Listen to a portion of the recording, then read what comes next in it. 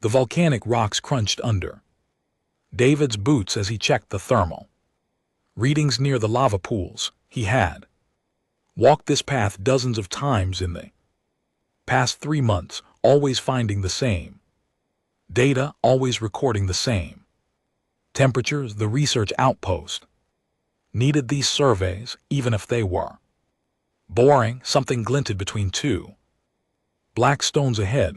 David stopped and pulled out his scanner. The readings showed biological heat, which was strange because most creatures avoided zones. He moved closer and found a round object the size of a basketball covered in dark red scales that seemed to shimmer. An egg, a dragon egg. David had seen pictures in the Tesseran databases, but never expected to find one this close to the human outpost.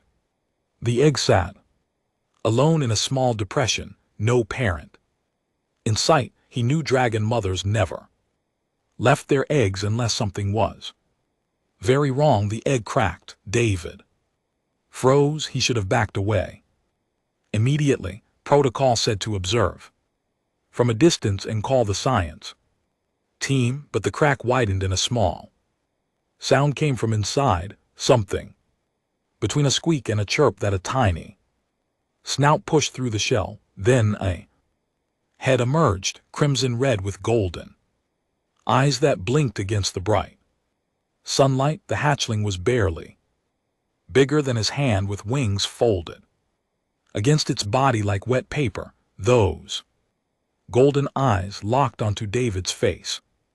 The dragon pulled itself free from the shell and tumbled onto the warm rocks. It stood on wobbly legs, opened its mouth and made that chirping sound. Again, David remained perfectly still. The hatchling took 3 unsteady steps toward him. "No," David said quietly.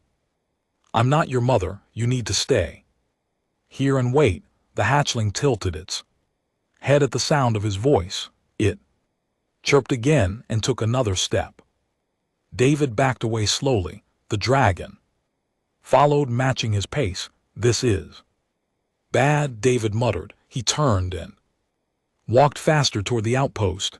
The sound of tiny claws scratching on volcanic rock followed him. He glanced back and saw the hatchling stumbling after him, determined despite falling. Every few steps, David tried stopping several times during the walk back. Each time he moved, the dragon moved.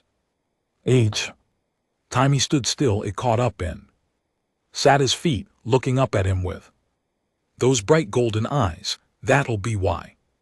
The time he reached the outpost doors, the hatchling was exhausted but still following. David entered the airlock and the doors sealed behind him. He looked through the transparent panel. The dragon sat outside, staring at the door.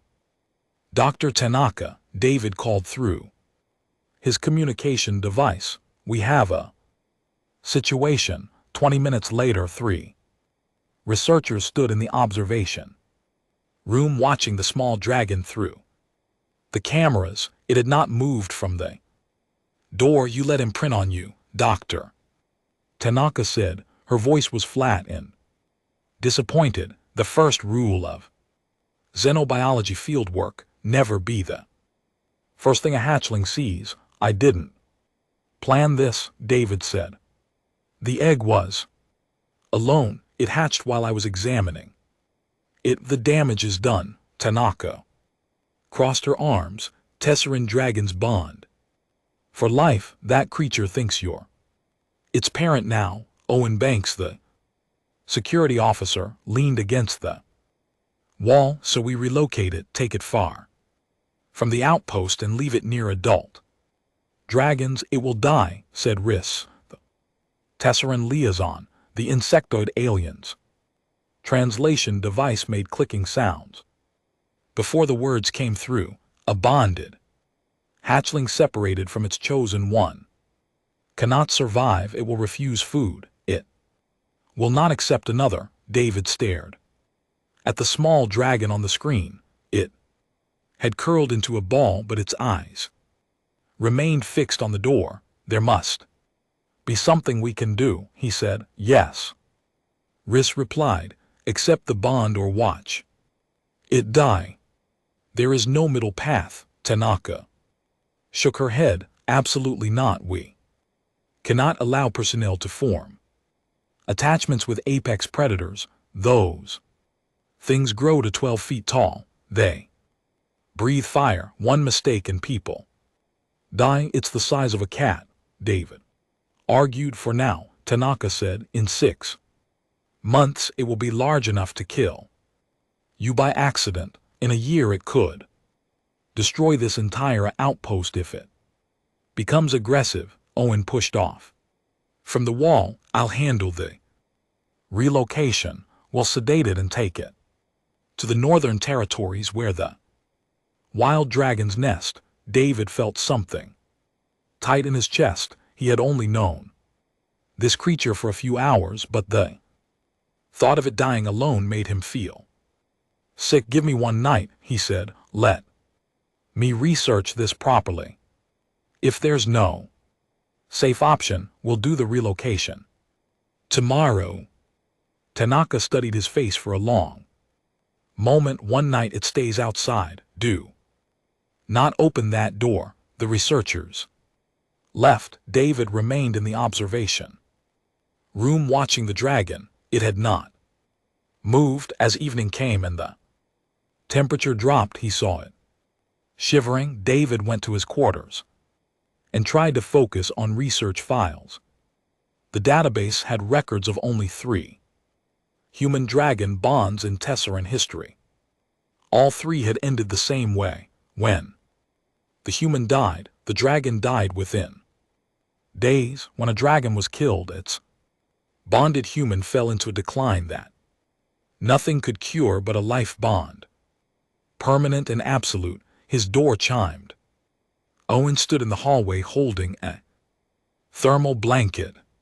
Figured you might try to sneak this outside, Owen said, handing it over. The cameras have a blind spot on the east side of the airlock. I'll be in my quarters for the next hour, not watching anything. David took the blanket. Thanks, don't make me regret this, Owen said and walked away. David used the blind spot. He opened the exterior door just enough to toss the blanket out. The dragon lifted its head, sniffed the fabric, and crawled onto it. Within seconds it was curled up and sleeping. When David returned to his quarters, he found he could not sleep at all. Every time he closed his eyes, he saw those golden eyes staring at the door, waiting for him. David opened his quarters door at dawn and nearly stepped on the dragon. It sat in the hallway directly in front of his room, wrapped in a thermal blanket. Its tail was curled around its feet, and those golden eyes watched him. Without blinking, someone had let it inside during the night. How'd you get in here? David asked. The dragon chirped and stood up, shaking off the blanket. It pressed against his leg and looked up at him expectantly. David sighed and walked toward the mess hall. The dragon followed so closely that it kept bumping into his heels. Other researchers stopped to stare as they passed. Nobody said anything, but David could feel their judgment. In the mess hall, he got food from the dispenser and sat at an empty table. The dragon climbed onto the bench beside him, and then onto the table itself. It sniffed his breakfast and chirped again. That's human food, David said. You need meat. He went back to the dispenser and requested a protein ration. The dragon ignored it completely. When he placed it in front of the creature, instead it watched David eat his own meal with intense focus. Dr. Tanaka sat down across from him without asking. That creature spent the entire night at your door. Owen found it scratching to get in around midnight. He made a command decision. I'll talk to him, David said. Don't bother, I approved it. Tanaka gestured to the dragon. If we're going to study this bond, we need it to survive long enough to collect data. It wasn't eating. Now we can at least monitor it properly. The dragon ignored them both and continued staring at David's food. It won't eat, David said.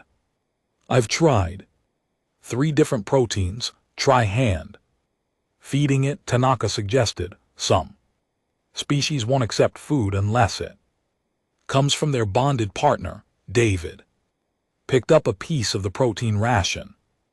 The dragon's eyes tracked his movement. He held it out and the creature gently took it from his fingers, swallowed and chirped for more. Great, David muttered. Now I have to hand feed a dragon. Over the next hour he fed it the entire protein ration piece by piece. Other researchers came and went, all of them watching the unusual pair. Riss arrived with another tesseran, an older one with darker shell patterns. This is Elder Voss, Riss said. He knows much about dragon bonds. The elder approached slowly, studying the dragon with multifaceted eyes. He spoke in the Tesseran language, waiting for his translator to process the words. The bond is forming, Voss said. See how it mirrors his posture, how it breathes when he breathes. This is the first stage. Can it be broken? Tanaka asked. No, Voss replied simply. The question is not whether the bond exists. The question is whether the human accepts it. David looked down at the dragon. It had finished eating and was now curled up on the bench beside him, its head resting on his thigh. What happens if I accept? David asked. You become responsible for its life and it for yours, Voss said. When you are in danger, it will protect you even unto death. When it is threatened, you will feel compelled to defend it. The bond grows stronger each day until your emotions become shared, and if I don't accept, we relocate it and it dies. Within a week, perhaps less. Voss tilted his head. I have seen 3 bonded pairs in my lifetime. 2 were Tesseran dragon bonds. 1 was a human, like you many years ago, a scientist named Rebecca who studied volcanic patterns. What happened to her? David asked. She lived 43 more years with her dragon. They died on the same day, both of old age, both content. Voss touched the dragon's head gently with one claw. The bond is not a curse, it is a choice. But once you choose, you cannot unchoose. Tanaka stood up. David, I need you to think about this carefully. This is your entire life we're discussing. Every assignment, every decision, every plan you make will include this creature. Are you ready for that? David had spent the whole night thinking about exactly that. He had imagined his career, his future, all the places he might go, and then he had imagined this small dragon dying alone because he was too afraid to commit. I need to know more, he said. Finally, about the bond, about what it means. Then you have until tomorrow, Tanaka said, but that creature isn't leaving your side until you decide.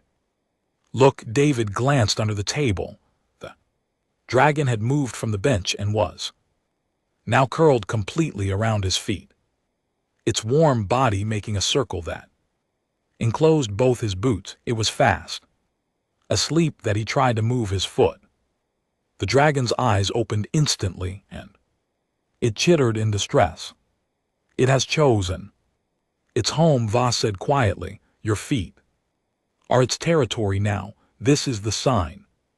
The bond is sealed from its side.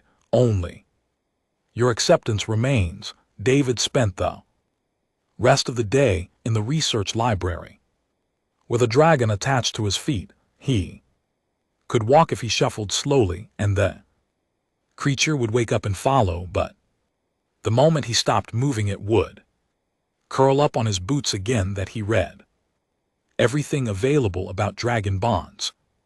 The physiology, the psychology, the practical implications. Dragons lived about 60 years on average. They were intelligent, capable of learning complex commands. They formed emotional connections not just with their bonded partner but with that partner's community. They were also fiercely protective and grew to enormous sizes. That be while lunch, David had made his decision. The dragon was still sleeping on his feet under the library desk. Trusting him completely, he activated his communication device. "Dr. Tanaka," he said, "I need to register a formal bond with Tesseran authorities." There was a long pause. "Are you absolutely certain?" Tanaka asked. David looked down at the small dragon. It had woken at the sound of his voice and was watching him with those golden eyes that had followed him since the moment it hatched. "Yes," David said, "I'm certain." The dragon chirped softly and went back to sleep on his feet. Finally home. The bonding ceremony took place in the outpost's main hall 3 days after David's decision. Reese had arranged everything according to Tesseran tradition, which meant the floor was covered in volcanic sand and the lights were dimmed to simulate twilight. Elder Voss stood at the center of the circle, his shell decorated with ceremonial paint. David knelt across from him with the dragon sitting calmly in his lap. The creature had grown noticeably in just those few days, now the size of a large house cat.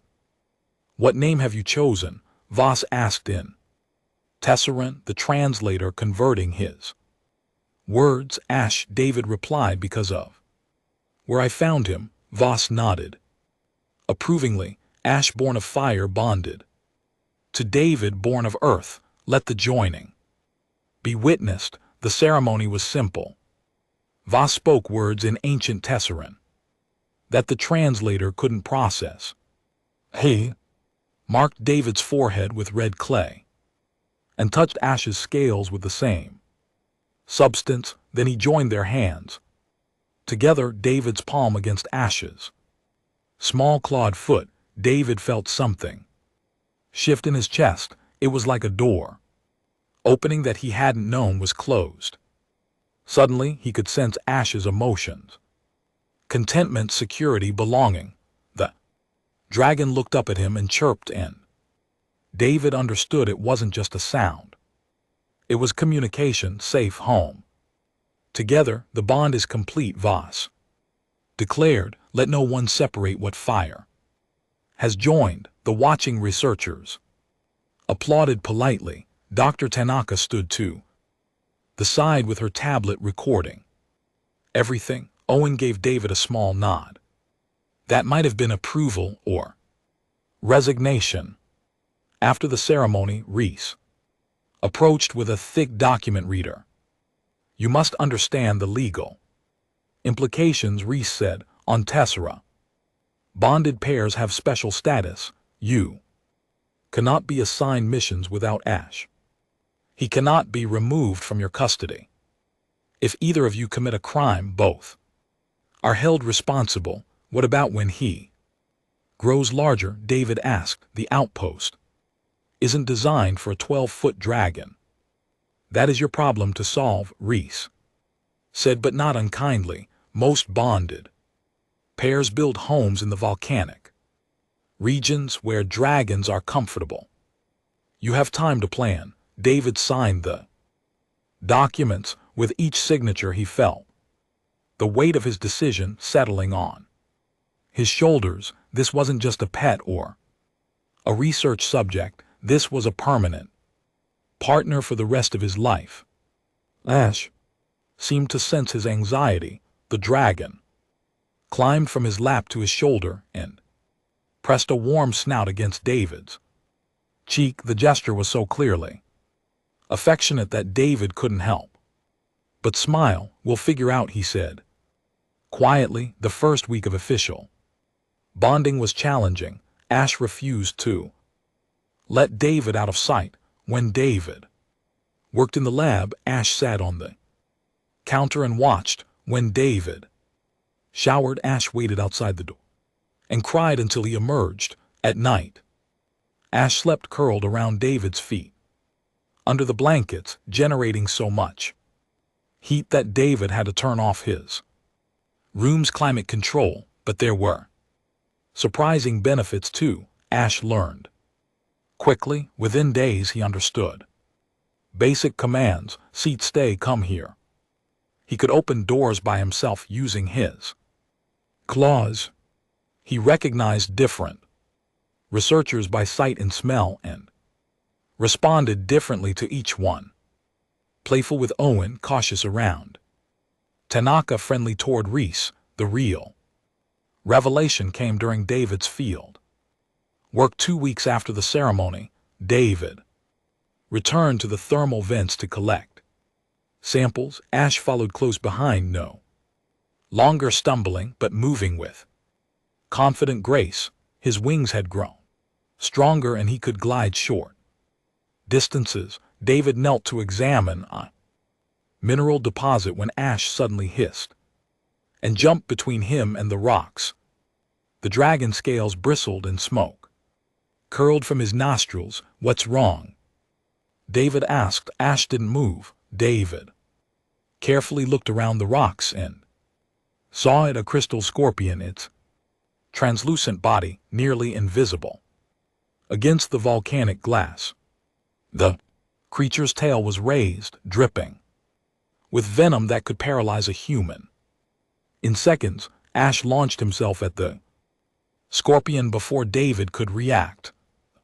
Fight was brief and brutal. The dragon's claws were sharper than they looked, and his small jaws were powerful. With moments, the scorpion was dead, and Ash was back at David's feet, looking up at him with what could only be described as pride. David's hands were shaking. He hadn't even seen the scorpion until Ash had reacted. The dragon had saved his life. "Good boy," David said, his voice rough. "Very good boy," Ash chirped and pressed against his legs, accepting the praise. That evening, David found Dr.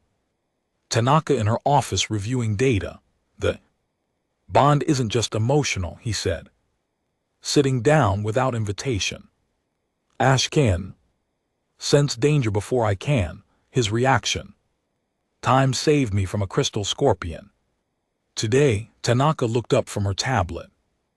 "I've been documenting similar observations. Your heart rate synchronizes when you're together, your stress levels drop when he's near, and there's something else." She turned her tablet to show him brain scans. "These are your neural patterns from 3 weeks ago," she said, pointing to the first image, "and these are from yesterday. See these new pathways? They weren't there before the bond." David studied the scans. Bright lines connected areas of his brain that should have been separate. "What does it mean?" he asked. "I don't know yet," Tanaka admitted, "but the bond is changing your brain structure, creating new connections.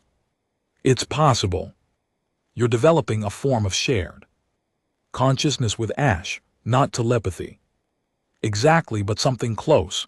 David thought about how he could sense Ash's emotions, how he sometimes knew what the dragon wanted before any physical signal was given. "Is it dangerous?" he asked.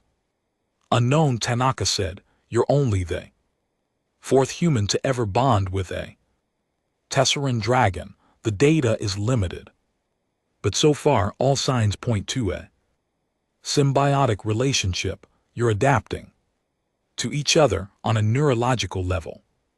David returned to his quarters and found Ash waiting at the door. The dragon had grown again. He now reached David's knees when standing on all 4 legs. We're changing each other, David said. Kneeling down, is that okay with you? Ash responded by climbing into his lap.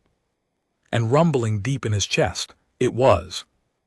Almost like a cat's purr, but with more heat. David wrapped his arms around the dragon and felt that same sense of rightness he'd experienced during the ceremony, whatever they were becoming. Together it felt natural, it felt like home. 6 weeks after the bonding ceremony, Ash was the size of a large dog and still growing. David had moved into larger quarters on the ground floor where Ash had room to stretch his wings. The dragon still slept on his feet every night, though now those feet were buried under 60 lb of warm scales and muscle. David sat at his desk, reviewing geological surveys when he felt a pulse of curiosity from Ash.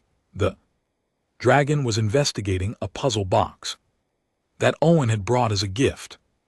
Ash pushed it with his snout, turned it with his claws, and within minutes had figured out how to open the compartments. You're too smart for your own good, David said. Ash looked up and made a sound that had become familiar, a low rumble that meant agreement. David still couldn't understand words, but emotions and intentions came through clearly now. The neural pathways Tanaka had identified were growing stronger. His communication device chimed. Owen's voice came through. We've got a situation in Section 7. Some equipment is malfunctioning. Could use your expertise with the thermal systems. On my way, David replied. Ash was already at the door before David stood up. The dragon had learned to anticipate his movements.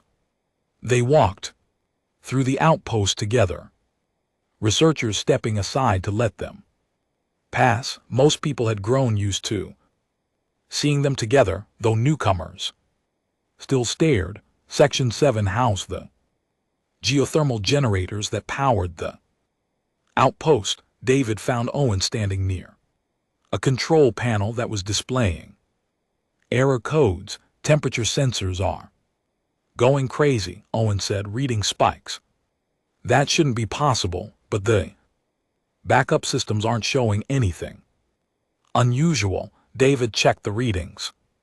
Owen was right. The primary sensors showed dangerous heat levels while the secondary sensors showed normal ranges. Ash suddenly pushed between them and the panel. The dragon scale stood on end, and he growled, a sound David had never heard from him before. What's wrong? David asked, putting his hand on Ash's head, but a wave of alarm hit him through the bond. Danger, wrong, bad. Back up, David said urgently. Something's wrong. They'd barely moved when the control panel exploded in a shower of sparks. Fire burst from a junction box behind it. Owen grabbed an extinguisher, but Ash was faster. The dragon reared up and breathed a stream of superheated air that consumed the oxygen around the flames. The fire went out instantly. David stared. When did you learn to do that? Ash looked pleased with himself. Pride radiated through the bond. Owen examined the burn panel. The primary sensors weren't malfunctioning. They were reading correctly. There's a plasma leak in the wall. If we hadn't caught it, the whole section could have exploded. Ash knew, David said. He sensed it before the equipment did. Dragons can detect heat signatures invisible to technology, came Tanaka's voice. She had arrived with a repair team. Ash probably felt the plasma building up through the wall. She knelt beside the dragon. May I scan him? Ash looked at David, who nodded. It's okay. She's trying to help. The dragon allowed Tanaka to run her scanner over his scales. She studied the results with growing interest. His sensory organs are far more advanced than we realized. She said he could detect temperature variations of less than 1 degree from 20 m away, and look at this. His scales contain crystalline structures that may allow him to sense electromagnetic fields. Meaning what? Owen asked.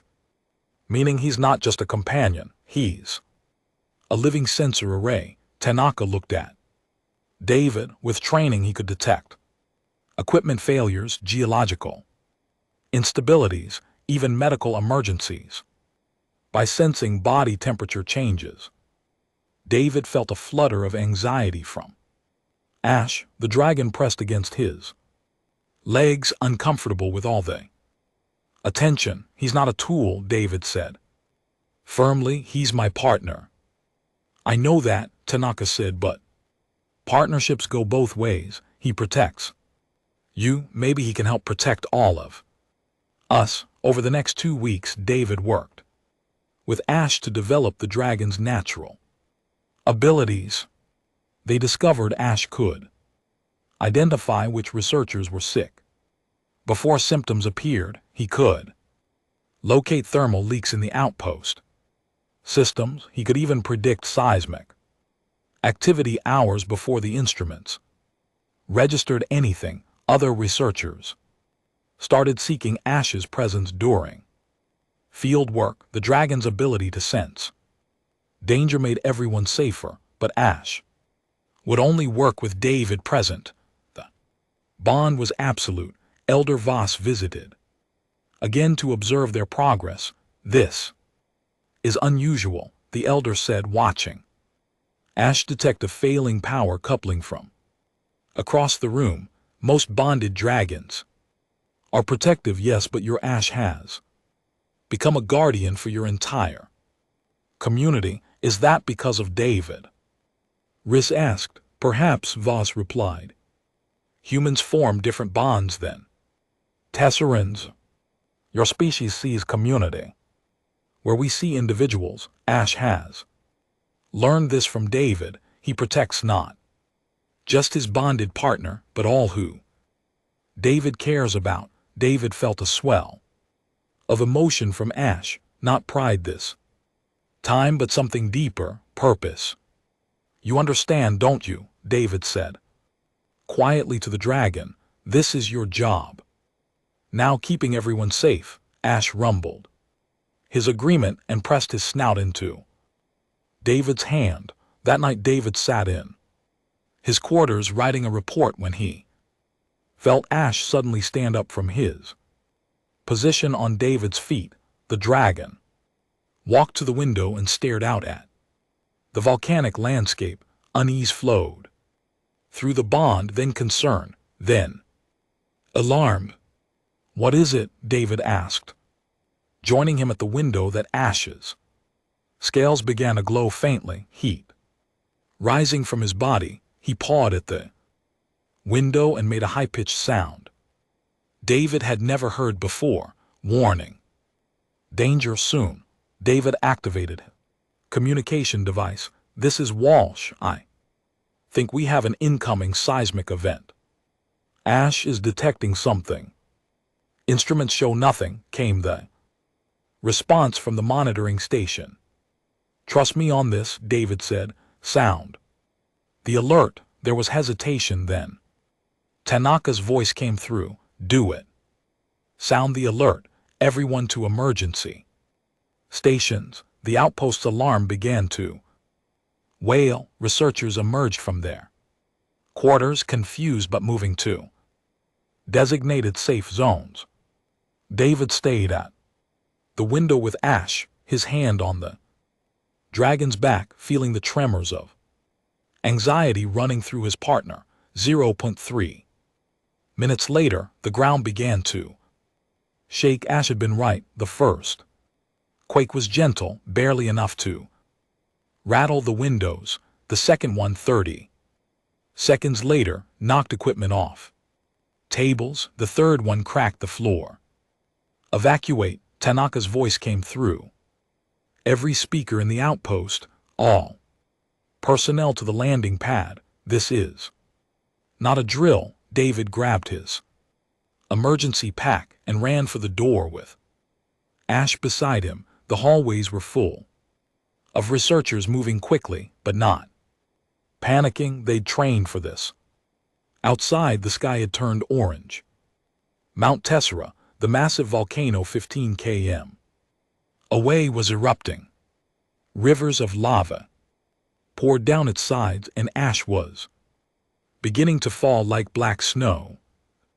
Evacuation shuttles sat on the landing pad, engines warming up. Owen stood at the base of the nearest one, checking off names on his tablet as people boarded. Walsh, get on shuttle 2. Owen called out. David started toward it, when Ash suddenly stopped walking. Dragon's attention was fixed on the eastern perimeter of the outpost. Fear, pain, trap. Someone's out there, David said. Ash senses them. Owen checked his tablet. Everyone's accounted for. Not our people, David said. Tesserans, the research camp on the east side. Riss appeared from shuttle 3. The Tesseran camp 3. Researchers were studying crystallization patterns. They should have returned hours ago. Another quake hit, stronger than the others. One of the outpost support structures collapsed. We need to leave now, Owen said. The ash cloud is spreading.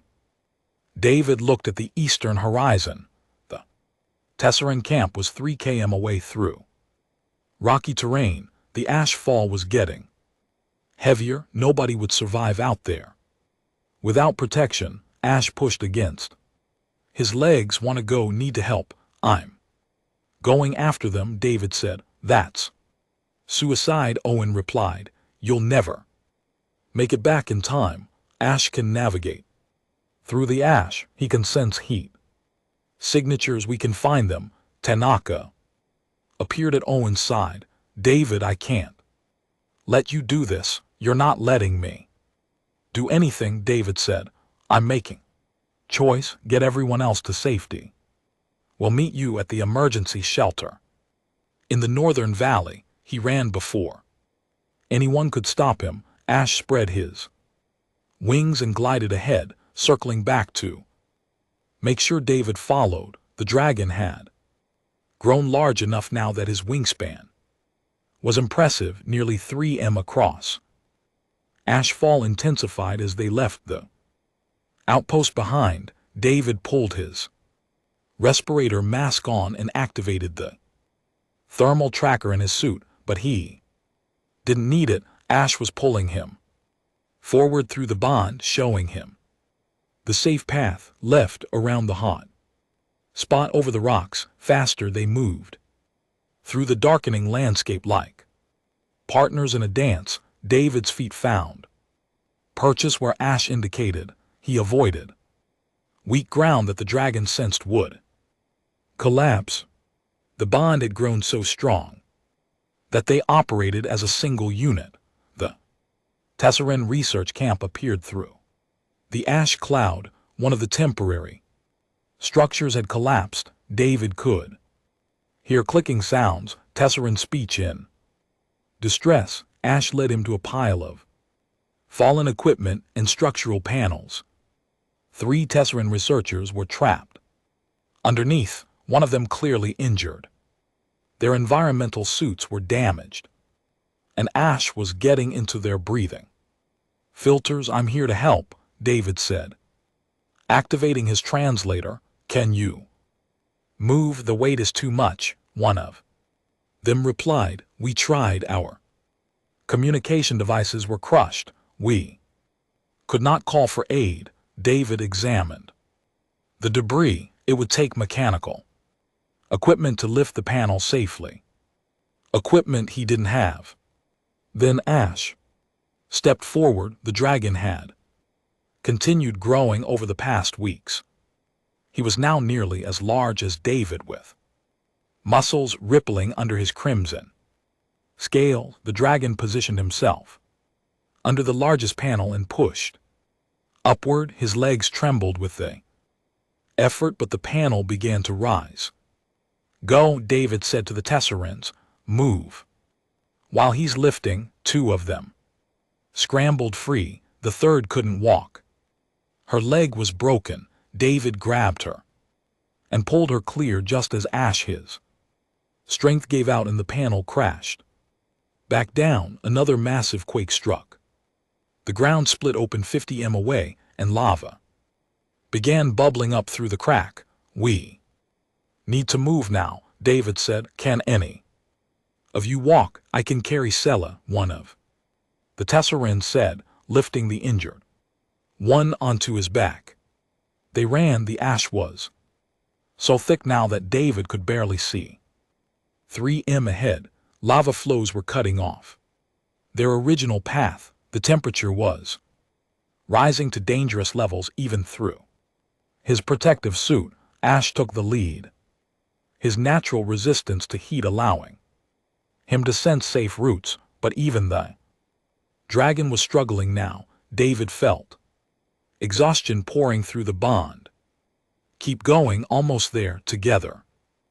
David sent encouragement back through the bond. "We can do this, I'm with you." The Northern Valley shelter appeared like a blessing through the ash cloud. It was a reinforced bunker built into the rock face, designed to withstand volcanic events. The door was open and Owen stood in the entrance with a rescue team. "Come on," he shouted.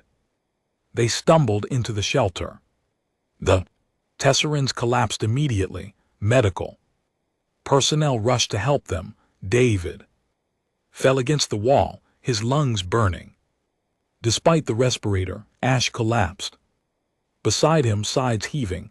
The dragon scales were covered in ash and his wings were singed at the edges. "You did it," David said, pulling off his respirator to breathe the shelter's filtered air. "You saved them." Pride and relief flowed through the bond, mixed with exhaustion. Tanaka appeared with a medical scanner. "Let me check you both." "Check them first," David said, gesturing to the Tesserins. "We're fine." But they checked everyone. The Tesserins would recover. Sela's leg would heal. They had all survived because of a dragon who had learned to care about more than just his bonded partner. Elder Voss emerged from the crowd of evacuees. He approached David and Ash with slow, reverent movements. "What you did was remarkable," Voss said. "You risked your life for my people." Ash knew they needed help. David replied, "I just followed him." Voss looked at the dragon with multifaceted eyes. "The bond has made you both greater than you were alone. This is its true purpose." Outside, the volcano continued to rage, but inside the shelter, surrounded by people they had saved, David and Ash rested together, safe together, home. The rescue teams found them 3 days later. The volcanic eruption had finally stopped and the ash clouds were clearing. The evacuation shuttles landed near the emergency shelter and began transporting people back to the outpost, or what was left of it. David stood outside the shelter watching the sunrise paint the volcanic landscape in shades of red and gold. Ash sat beside him now, almost completely grown. The dragon's had reached David's shoulder when sitting, and his wingspan could cover both of them in shade. "The outpost is damaged but reparable," Tanaka said. "Joining them will be operational again in a few weeks." "That's good," David replied. "The Galactic Council wants to speak with you," Tanaka continued. News of the rescue spread. Human and his bonded dragon saving Tesserin researchers during a volcanic eruption. "It's gotten attention." David felt a flutter of nervousness through the bond. Ash didn't like attention. What do they want? He asked. To understand the bond, to learn if it could be replicated. Tanaka paused. They're offering you a position at the Xenobiology Institute on Nexus Station. Full research facilities, a team dedicated to studying human dragon. Partnerships, it was the kind of opportunity most scientists dreamed about. Prestigious, well-funded, career-defining. And what about Ash? David asked. Does this institute have space for a 12FT dragon there? Prepared to accommodate him, Tanaka said. They understand you're a bonded pair. David looked at Ash. The dragon was watching a group of smaller volcanic creatures scurrying across the rocks. Content curious, at peace. What do you think? David asked him. Confusion came through the bond. Ash didn't understand the question. David tried to send the concept through their connection. New place, different work, many strangers. Ash responded immediately. Together. Always together. Place doesn't matter. David smiled. When do they need an answer? Soon, Tanaka said, but there's something else you should know. We've had 23 applications from other researchers wanting to attempt dragon bonding. The success of your partnership has inspired others. That's concerning, David said. Most of them won't survive the bond. The odds are terrible, which is why we need someone to teach them properly, to establish protocols to make it safer. Tanaka looked at him seriously. That could be you, David. You could help create a whole new field of interspecies cooperation. David thought about that tiny hatchling following him across volcanic rocks, refusing to leave his side. He thought about the ceremony, the growth, the rescue. Every step had taught him something about the bond. I'll consider the institute position, he said finally, but I need to see the facilities first, make sure they're right for both of us. Tanaka nodded. I'll arrange a visit. Over the next few weeks, the outpost slowly returned to normal. Repairs were made, research resumed, but something had changed. David noticed researchers treating Ash differently now, with respect rather than curiosity. The dragon had proven himself as more than just an interesting specimen. Owen brought a package to David's quarters one evening. This came for you from the Tesseran Council. David opened it and found a beautifully crafted collar made of volcanic glass and precious metals.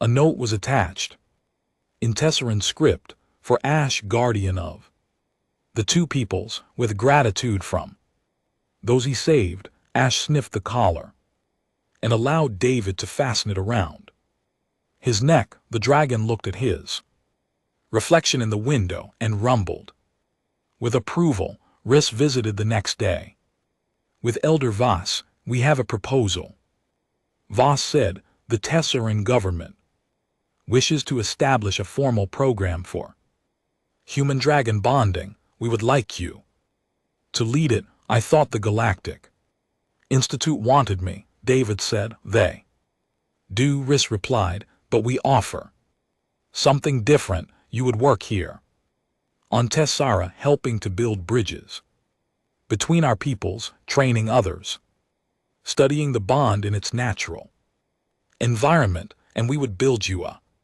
proper home, Voss added, in the volcanic highlands where Ash will be comfortable as he reaches full size, where both of you can thrive. David felt a surge of interest from Ash. The dragon liked that idea. Open sky, warm rock, space to fly. Can I think about it? David asked. Of course, Voss said. The choice must be right for both of you. That night David sat on his bed with his tablet, reviewing both Offers the Galactic Institute. Represented prestige and resources.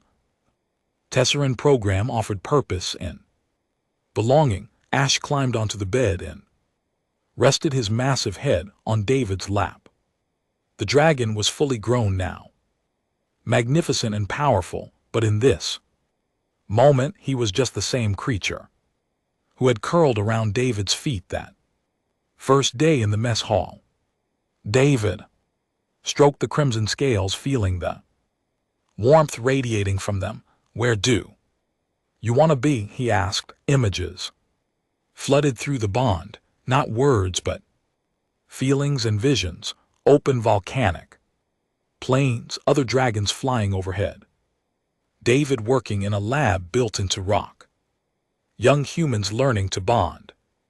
Communities of different species living together. Home. David understood. Ash didn't want to leave Tessara. This harsh, beautiful volcanic world was where he belonged, and through the bond, it was where David belonged too. He sent his decision to both the Institute and the Tesseran Council the next morning. The Institute was disappointed, but understanding. The Council was. 6 months later, David stood outside the new Human-Dragon Bond Research Center in the volcanic islands. The facility was built into the mountain itself with large open spaces for dragons and comfortable living quarters for humans. 5 bonded pairs had already formed, each one unique but all following the pattern David and Ash had established. Ash lounged on a warm rock nearby, watching David work with a new researcher and her young dragon. The hatchling was having trouble understanding commands. Patience. David advised the bond takes time, let it develop naturally. The young dragon suddenly chirped and ran to curl around its bonded human's feet. The researcher laughed with delight. David smiled. He had seen that exact behavior before. As evening fell, he walked to the edge of the facility's platform and looked out over the volcanic landscape. Ash joined him, pressing his warm side against David's body. "Do you ever think about that day?" David asked. "When I found your egg." Contentment flowed through the bond. "Gratitude. Love me too," David said. They stood together as the sun set, casting long shadows across the rocks. Human and a dragon, a scientist and a guardian, partners chosen by chance but bonded by choice. Below them in the facility, other bonded pairs were beginning their own journeys, each unique, each precious, each proving that the strongest bonds aren't formed by biology or programming, but by the simple decision to trust another being completely. Ash rumbled deep in his chest, the sound of absolute peace. David rested his hand on the dragon scales and felt the same peace echo through the bond. This was home, not a place on his feet anymore, but something bigger, a life built together, a purpose shared, future full of possibility. And it had all started because a tiny dragon hatchling had followed him one morning and decided by lunch that his feet were the only home worth having.